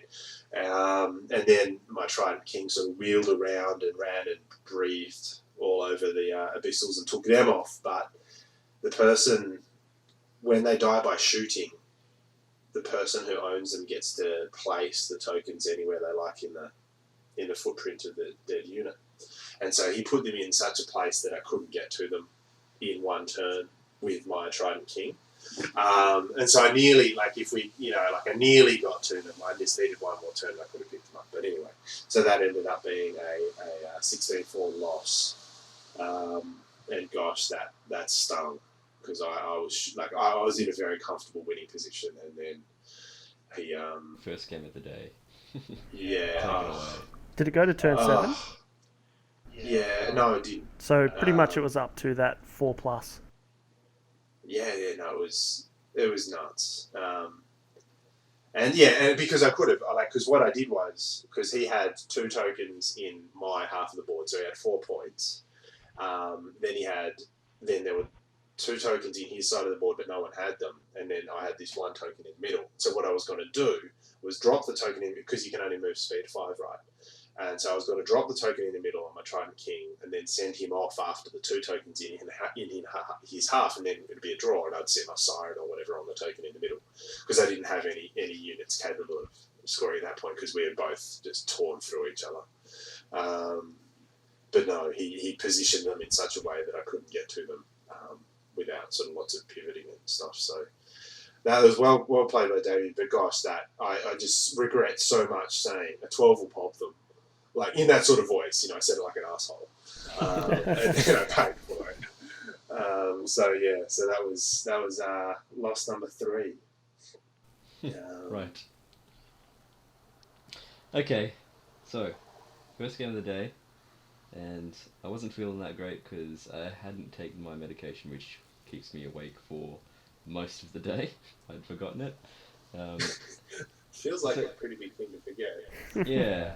Well, when you have this issue and your brain doesn't work, you kind of need all these reminders, and I didn't have them there. So it was taking a long time for me to wake up. But that's not the reason why I lost so poorly. It's my freaking dice in this game. I thought I had set up fine. I'd done all the right things. I'm versing Evan, by the way, in his Abyssal Dwarfs. So I know them. I know Abyssal Dwarfs. I set everything up fine, and then the dice just decided to screw me over. I would charge something and fluff all my rolls, do a couple of points of damage, and then just roll a 3 or whatever every single time. Unless it was a chuff, and then I would roll double 6s to take them off when I didn't need it. He was able to burn my Archfiend, which was sitting behind him, ready to get a flank charge off some really important fights. He did 4 wounds, I think it was, and then rolled double 6 and wavered the bugger. And he did that for the next 3 turns before he was able to charge into him, because I couldn't move him out of the way of his Slave Orc hordes that was sitting there and turning around slowly. So things kind of crumbled, and then I thought, bugger this, I'm not going to get any of the tokens because things are just dying and I can't fight back. So I'll just pick off a few of his individuals, which took 3 or 4 turns to destroy because of the poor rolling. And lost 1 to 19.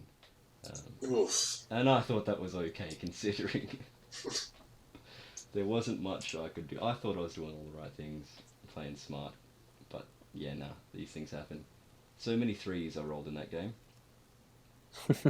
Yeah, it is the most frustrating number to roll. Yeah, I think it might have been 4 or 5 3s.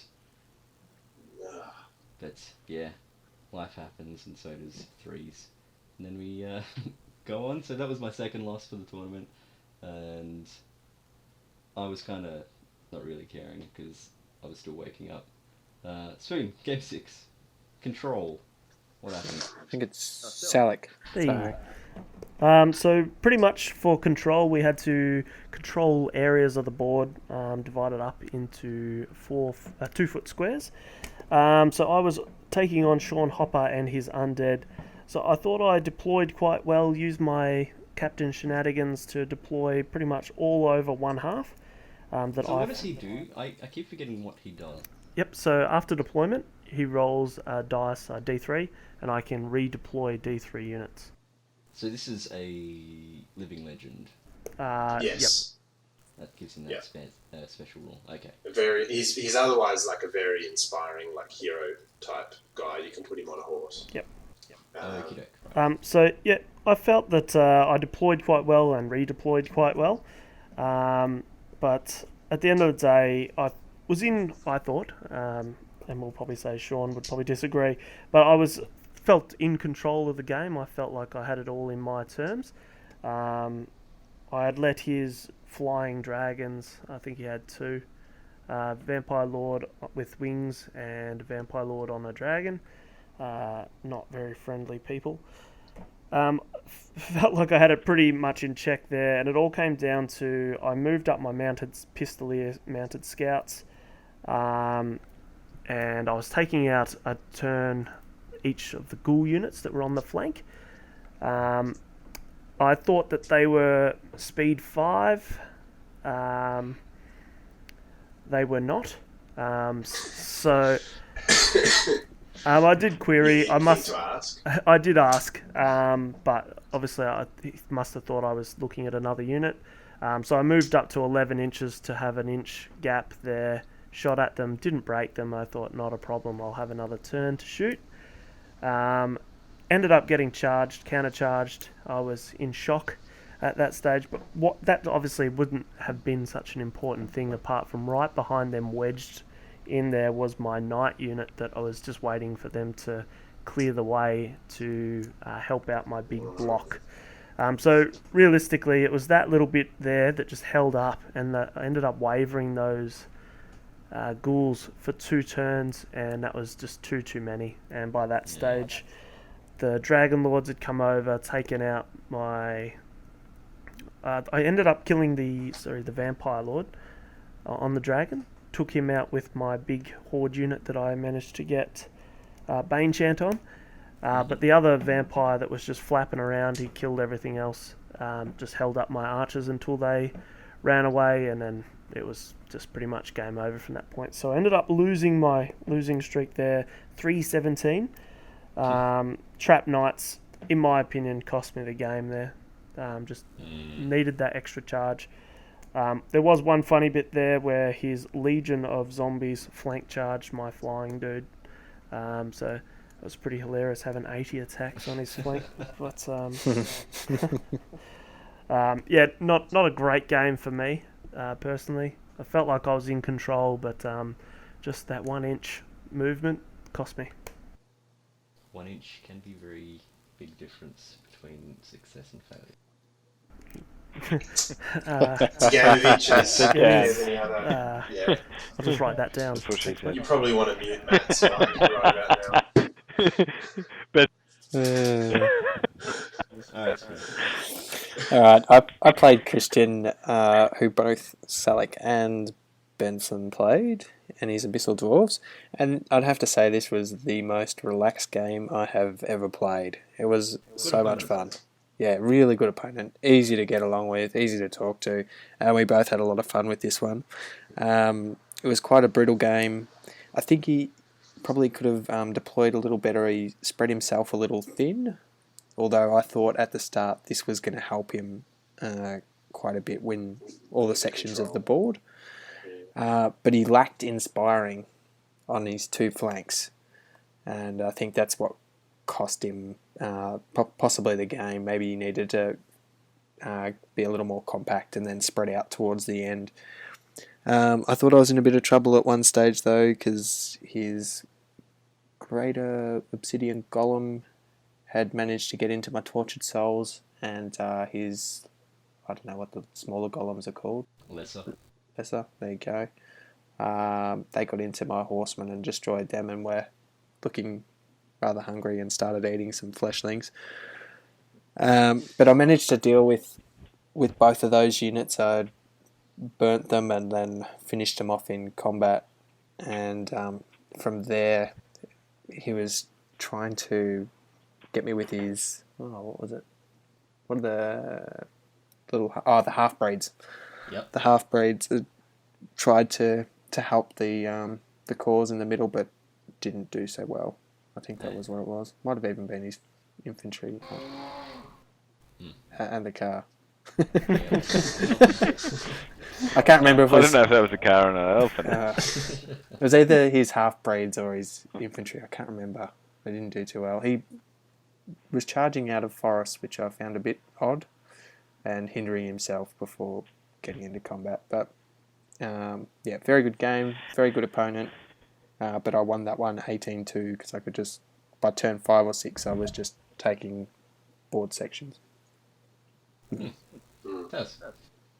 Okay, so for this one I played against Ben Hansen, the gaming guy, with his orcs, and so I played him once before at the Sydney Gaming Championships, and he came up to me with a big grin on his face, and he's gone, "My luck is going to change now, because every time we play each other, he gets much luckier afterwards," and that was pretty much how it was. I thought I out-deployed him, but I just could not buy a successful roll. And I mean, it was tough. So orcs I normally do really well against because they're all melee, and I sit myself in the difficult terrain, and they're hindered and ensnared, and then I regen back. So their crushing strength doesn't really help them against my very low defense stuff. Anyway, so normally I do really well against orcs, but the difference was quite apart from dice, which happens all the time. He had these two god speakers that were right near. He had like the two axe hordes and then a horde of orclings, and they were doing. And then one of the god speakers, he had the like amulet of the fire heart type thing.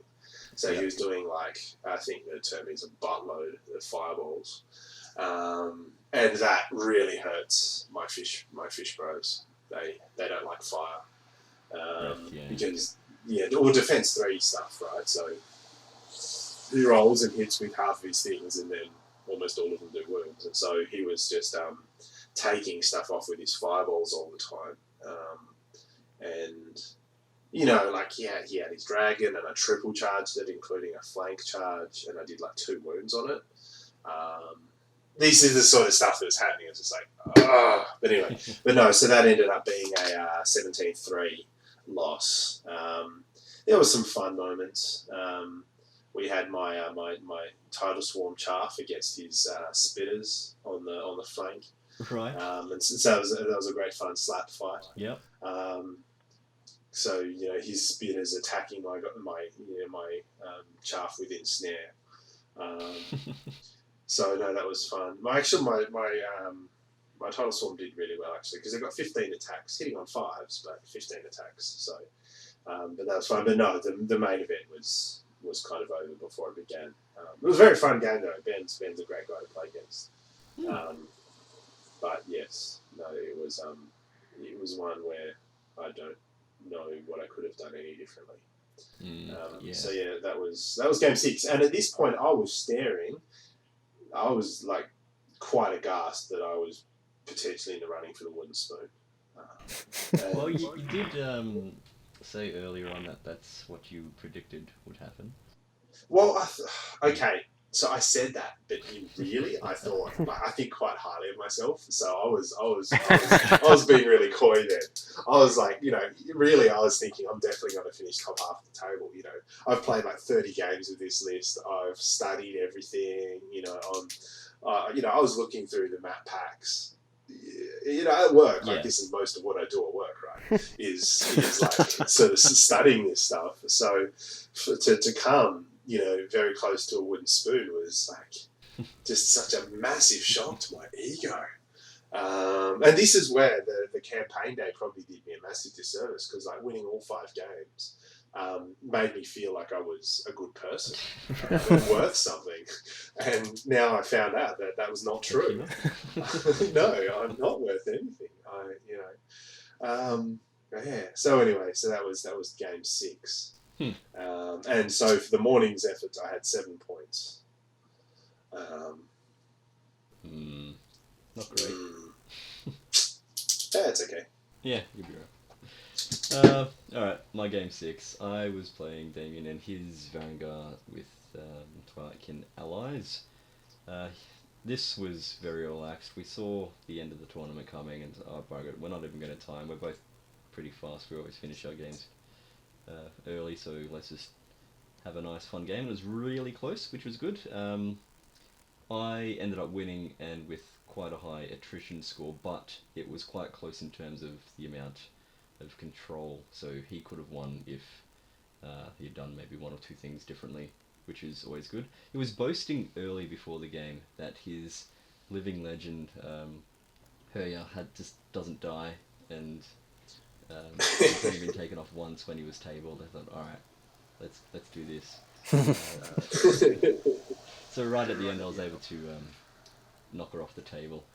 A couple of lucky rolls to waver, and that gave me a few more chances to knock some damage on, and then just another combat later on with my half-breeds were able to clear it off. But other than that, 17-3 victory to me. Here, the Archfiend was really good. It didn't really get into combat until right at the end, but just the threat of, oh, I'm going to charge you in the flank, could charge you in the rear, had one of his regiments of sons of Korgan turning and doing a dance, just trying to not get charged in the rear. So that held one unit off while I was lightning bolt a few other things, and then a sneaky rear charge right at the end with the 20-inch range. But yeah, so far, Defense 5 hasn't really hindered me at all. And if I was to take it again, I would. But other than that, very good game. It was my pip for Best Sport, because really enjoyed that one. Yeah, he got some votes for me for Best Sport too. I really enjoyed playing with him. Christian ended up being my second choice as well. So, two very good opponents. But we've got one more game to go. The last one. Round 7, Kill and Pillage. Sellick. Yep. I ended up getting a very minor win there against Mark Audley and his Brotherhood that Taz took on there in game 2, and I do believe Taz got a win there. So Mark Audley also was at the 1989 CanCon. Apparently he's going to bring his shirt, and I will hold him to that next CanCon. I was 6 years old. I'm not going to follow down that route anymore, but this one here, it really came down to a bit of march blocking, I guess. All of his units in the Brotherhood army are obviously a hell of a lot quicker than mine. It ended up going into trying to claim all the tokens. I redeployed my giant unit out on the flank, the right flank there, and just slowly moved it up the whole game. They did not see combat at all. And I think it was in turn 6 I moved up and pivoted to claim 2 tokens. Mark got a little bit unlucky there and couldn't break my Pistoliers or my Lord on the peg, and I ended up just blocking 2 and ended up winning that one there by the tokens. So it was a good game, pretty tactical, I would say. My only thing that was probably a negative there was I moved some mounted characters to try and block 3 units. I thought I did it quite well, but I think we probably played it a little bit wrong. But at the end of the day, it didn't matter too much. It was over. Yep, it was a learning game for me, definitely. Yeah. And Mark helped me out on a few things as well. So that was good sport of Mark, definitely. Good eye. So what was the results on that one again, sorry? Yep, 13-7 win. 13-7. Very close. Wowzers. Yeah. Alright, Spoon. Last game. So it came all down to the tokens then? Yep. My last game was against Terry Chapman and his Brock Rider army. This was the quickest and most brutal game I have played. Because his turns were just movement basically until combat, and after turn 2 it was pretty much only combat anyway. Most of the markers got ignored till the final turn, I think. The only thing, I suppose Terry had a bit of bad luck. He spent 3, maybe 4 turns trying to fight off Acronius with one of his Brock Rider heroes, and he just could not roll a nerve check to save him. He was behind my lines. I thought he was causing a bit of trouble, but the Cronius just sat there and took it for the team. I forgot to do 1 combat in a turn, which was a bit ouch. My horseman had charged in, and instead of doing all left to right, I decided to pick my combats, and I forgot one and hit the clock, and Take back. Yeah, no take back. It's such a great feeling, isn't it? Yeah. But it was really the thing I think that screwed Terry up the most was his deployment on my right hand side of the board. He put 3 troops of Brock Riders next to a regiment of Brock Riders, and they were really close together. And I had all my flyers on the right hand side, so I'd charged my Tortured Souls into the first troop of Brock Riders, and my 2 characters, Lord of Lies and the Temptress, into, I can't remember which way it went, into a Brock Rider regiment and a hero. I think the Temptress went into the hero and the Lord of Lies into the regiment.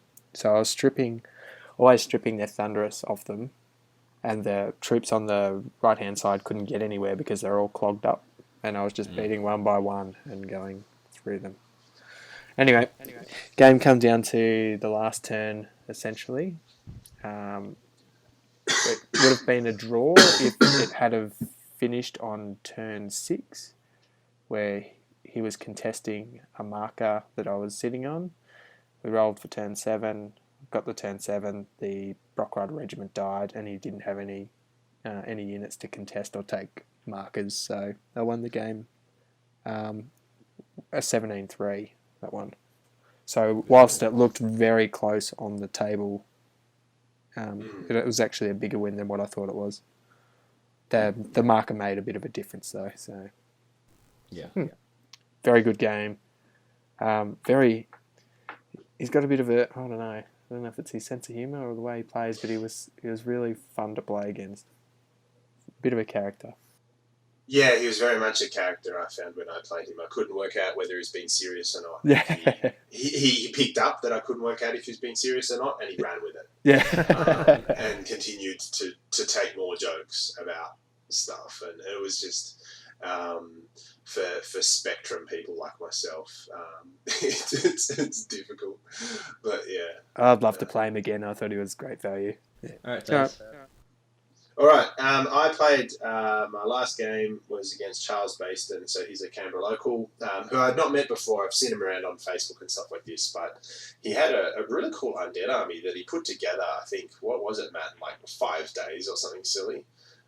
He started blogging it, and it was just, like, I thought he's never going to get this done, but it was painted to a decent standard really quickly, and he had a display board and everything. So he had an undead army. He was, a couple of hordes of skellies, some whites, a couple of the wraiths troops, and like a vampire on a thing, and the yellow king, the leash king thing, and probably the biggest thing in the game was early on. Like, I completely forgot about Surge. Like, I hardly ever play against undead armies, and I always forget about Surge. And he flew a white troop, wraith troop, into like a flanking position of my Worm Riders, and he needed like 3 hits off Surge 8, and he only got 2.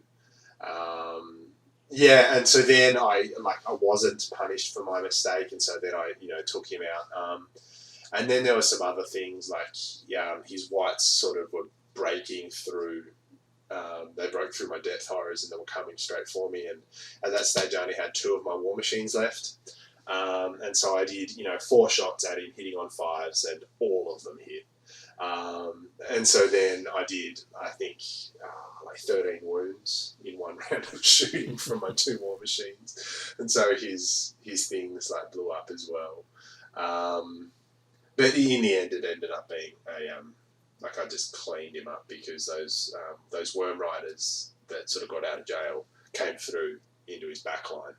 There was some fun times. Again, I forgot Surge the first time, and then I forgot that the Lich King has like Surge 12 or something stupid. And so I thought he only had Surge 8, even though the list was literally right in front of me.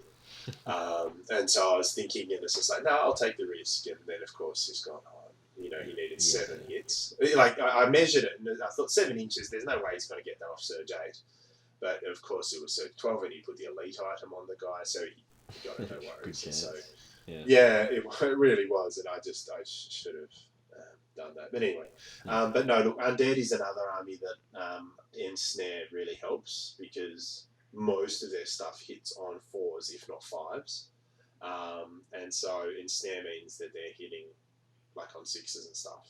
And he just sort of really struggles. But anyway, so no, that was a fun game for me, and so I got the 18-2 win, and I ensured that I wasn't going to be too close to the bottom. So that made me feel better about myself and the choices that I make in regards to how I spend my time. That's always good that you're not so terrible, and that yes, you do practice, and that yes, sometimes it does pay off, and you know. Oh dear. All right, last game. About to fall over. I was playing Jeff and his salamanders, same that Spoon was playing before, and I just wanted it to be over. Yeah, it was a very close game. I was giving him some advice and some tips to start off with because that's the kind of guy that I am until I start losing, and then I say, alright, no more tips for you, Sonny Jim. But I thought I was in a real bad position right until the end. It was fairly bloody, and I didn't see how I was going to win with his Fire Drake kind of zipping around, breathing things. His bloody War Machine hit my golem a couple of times, 9 wounds. I think, oh, great, this is going to go real well. But it kind of held out, did what it needed to do, and I got a couple of lucky charges right at the end. A troop in the rear of his Salamander Prime Horde, 30 attacks, crushing 1. Yeah, nice. And it did the job, and a average roll on Nerve took that thing off right at the end. And then all my little characters and units that I had left sat on pillage tokens and won me the game 5 tokens to 1, I think it was. Because he just wasn't concentrating on the objective, which was good for me. And that wasn't the objective to kill stuff. It was also, but we both killed almost the exact same stuff, almost point-wise in the end, and the pillage tokens toppled over the line for me, so it was 15-5 that game. It so could have easily gone the other way around. But that's what happened, and I was rejoicing for that Super Duper. That gave me a bit of energy to kind of walk over the line, and happy with how... I've got your back, Benson. Yes. That's, I owe the victory to that Super Duper. What flavour? Yellow flavour. Yeah, yellow for the win. Yeah. Don't eat yellow snow. No, that's right. Pro tip. Yeah. But 7 games. That was CanCon. What were the results? How did we all do? I ended up 50-something. Oh. So Spoony got 9th. Ben, you got 11th. And then we keep on scrolling down a little bit. So, Spoon, if you didn't get that turn 7 in your last game, I would be above you. We'll probably swap places. Yep. Yeah. That dice right at the end. Also, if I had got Good job. turn 7 in the Salamanders game, I would have won that one too. So. So 9th, 11th. Then we scroll down to me. I came 39th there, Mat Sellick. Mm-hmm. And Taz 51th there. Not. Yeah, boy. Is that the best Trident realm though? Yes, it is. Wow. So, it is compared to no one else. Enough from you. I'll have to start a fight and I'll show you how to play the game. Ooh. Shots fired. I considered selling Couldn't take it. I the seriously icon. considered selling it. But no, I will potentially persevere. Wait till the new book comes out and then try it and see how you go. Yeah, the changes to Trident Realms are interesting. So Riverguard are going to be, they're going from one of the best troop options already to adding in Snare it's going to make them fantastic. The only reason I don't run them is because I've never been able to find decent models for them. Yeah. But Mantic are bringing out their things, so if they bring them out in resin, I'll definitely pick them up. if they bring them out in metal, I don't know. Like they're little troop choice. Like so, they're not huge things. So Yeah, they might metal be all right infantry with is that not all, too but bad. it's not too bad, no. But we'll see. But no, the River Guard will be really cool. But the main thing that people were sort of freaking out about is the placoderms. So that's their defense 6 unit will have ensnare now. But so phalanx. 30 attacks, yeah, and phalanx. And so the thing is, they're speed 4, and everything else in my army is like speed 6 or so, and with Pathfinder and that. And so they're an awkward fit because you've got this one unit that your whole army is sort of formed up around that is so much slower than the rest of you. So, yeah, I mean, I guess you can give them Brew of Haste, but that turns them into a 305 point unit. But anyway. So, good job, fellas. Very well done, Spoon, because you weren't so confident claiming that you would fight for Wooden Spoon. But, I went in with a list I hadn't played before. That was the scary part, I think. Anyway, it worked out well for you. Yeah. It was good. Enjoyed it. So, TOs.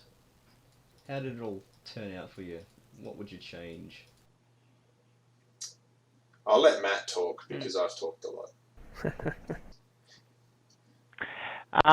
I don't think I'd change a lot. I think it went pretty well. I was pretty happy. I mean, it was literally my second tournament to run, so it was a bit of a stab in the dark for me. So I tried to be well organised. Certainly, we were using a piece of software to do everything, which went fairly well, except when it came to painting and best sports voting. So I'd change that for next year. But we're already working on that because it's a really good piece of software otherwise. So the guy that's come up with that is local, so we're working with him to see what went wrong there. I really don't think I'd change much at where it stands at the moment. I think we did a good job of making everyone feel like they were having a good time, even when they were getting their teeth knocked out. I think Matt, you might have picked up a little prize when you got 20, did you, or got tabled at some stage? Oh yes, I did. I got one. Yeah. I picked up. Yeah, I as did well. too. Yep, Yeah. even the CoTO picked up something. So Yeah. that was an idea of Taz's. Was we had so much prize support, was being able to give something out to the people that got tweeted or tabled. So I think that was a really good idea. And at the time when I made that suggestion, I never thought I would be on the receiving end of it. So yeah. Oh, I thought you'd get 7 rounds of it, to be honest. But, you only got a couple. So, yeah. I thought it was a completely self-serving idea, but anyway, yeah.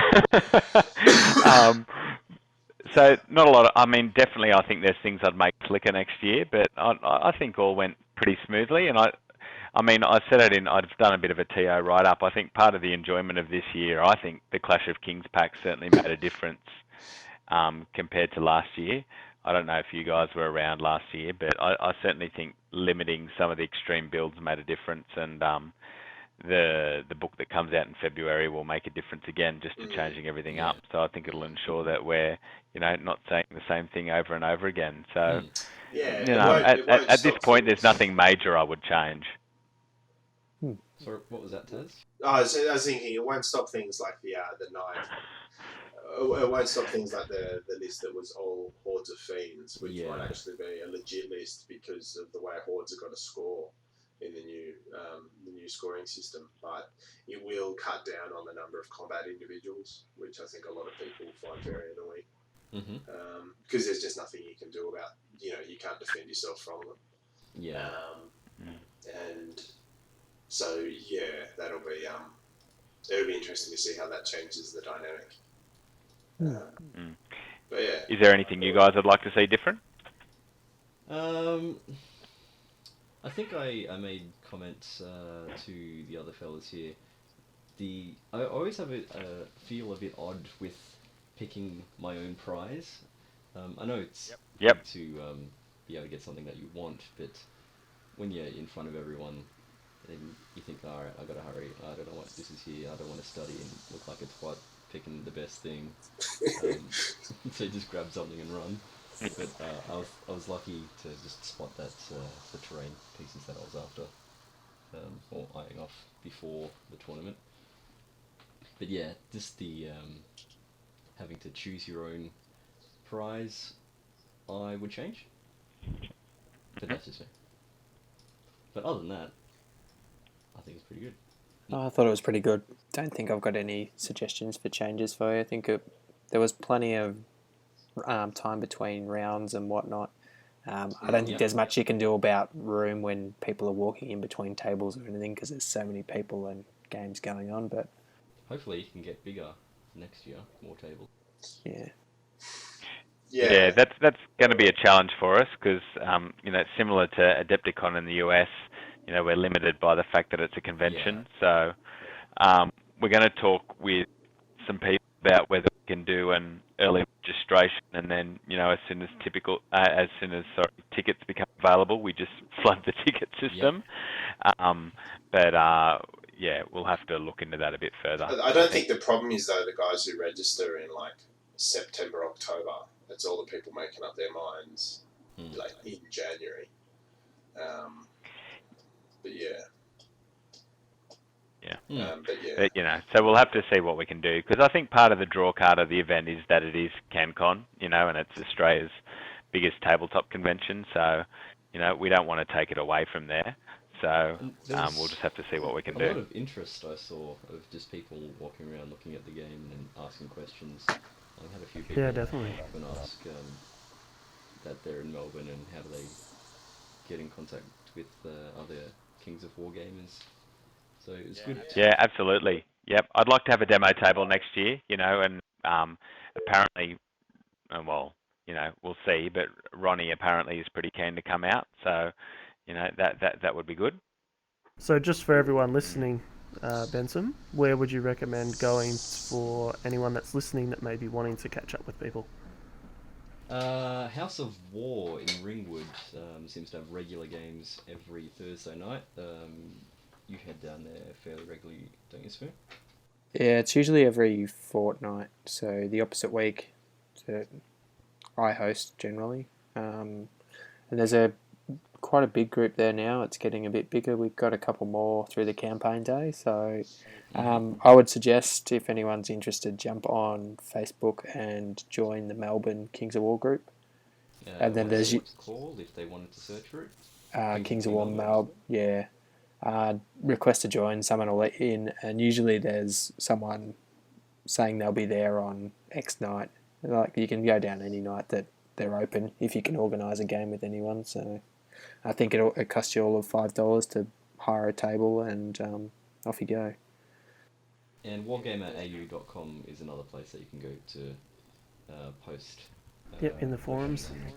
Organise games. If you go to the Kings of War Australia Facebook group, you'll be able to be pointed towards your local Kings of War Facebook groups, like so wherever you live. Just go to Kings of War Australia first, and then they'll point you to whatever is local for you. Mm-hmm. Yes, Ringwood in Melbourne as well. Yeah, that's the main venue, the biggest that we've seen in Melbourne. But have we got anything else that we need to talk about? I don't think so. No? No. Alright. So this was your first CanCon for the Bens. Will we see you there next year? If I can get a ticket, yeah. Yeah, I'll certainly. I've been there a few times for Fantasy. Missed last year because Fantasy died and we weren't sure what was going on. But definitely be coming back next year. Yeah, it was very well run. Very good event. Lots of feedback from other people as well, saying how well run it was, and it was the best one that they've been to. Certainly, one of my top. CanCon's always been a favourite of me. It's even if you just take the exceptionally well run tournament out there, it's just the venue. Just coming up there, a bit of an adventure for the drive down up from Melbourne. We stay in a nice hotel there and really make a weekend of it, and I think that all combines up with a couple of beers at the end there to make a really good event weekend. So kudos to you, Matt, once again for a well-run tournament. I appreciate it. Yeah, thanks, Matt. Excellent job. And I need Yeah, to no, get a it new was arm for next year.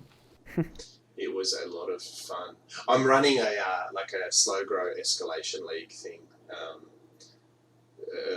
earlier on in this year, trying to get people to build new armies. So that might be an idea to consider if you're wanting to do something down in Marlin.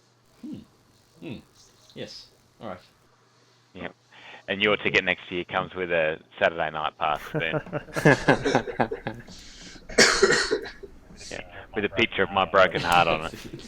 Sad face, one tear rolling down. Don't worry.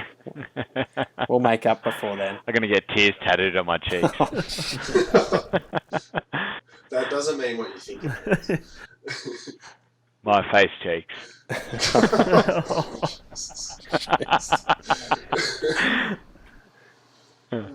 We were going so well. You can edit that out. All right. Anything else? No, I don't think so. No, all good. No. Okay. Thanks for having us on, and Thank you, thanks for Charles, talking to us. Thanks for coming on and having a chat and discussing how everything went and lists and games and whatnot. We'll probably have you on again sometime soon when you have something else interesting to share. No worries. Thanks, Ben. All right. All right. Thanks, guys. All right. All right. See you, mate. Bye.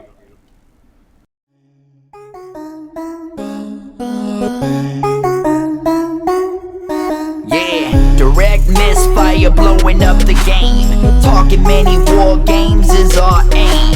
From rulebooks to advice, we cover it all. With the best tactics, we never fall.